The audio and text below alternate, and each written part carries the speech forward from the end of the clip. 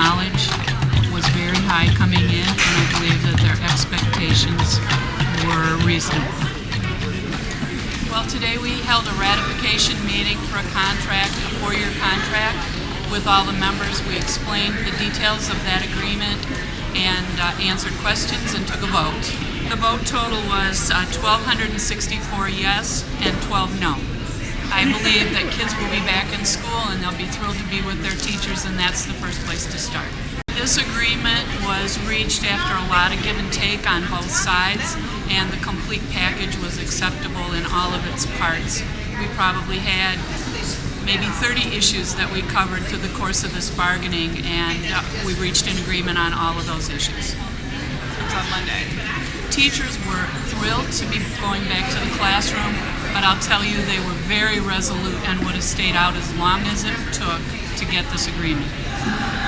This whole process has been extremely frustrating. We've had agreements on things and then someone has backed out. We've gone around the circle. Teachers had to go on strike in order to prove that they were going to take a stand, but we're really gratified now to have an agreement. When you bargain, you always compromise, and so that is no different in this particular agreement. It's very difficult to say that everything will be back to normal because during a strike, people choose sides, and it's very difficult to recuperate from something like that. So a 4-year agreement really is advantageous to both sides. It gives labor peace for the next basically 3 years, since it took us almost a year to reach this agreement. And I think that's very important for our teachers and our community and our children.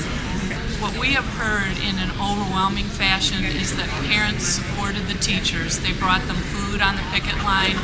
They came and helped walk.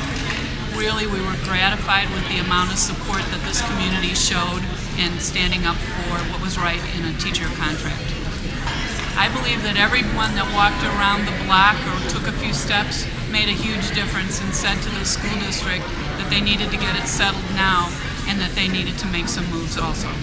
Without having education, that's the greatest disadvantage for our children, and whatever we have to pay, to me, for education is worth every cent, because all of our children are worth every cent. This was a new experience, and in the past we've had 2/3 of our staff with experience and just a few in their beginning years, and now I would say maybe 1/3 of our staff members are non-tenured. So the dynamics of the group is so different because we kept giving them information, because we held so many large group meetings. We felt that teachers were united and strong.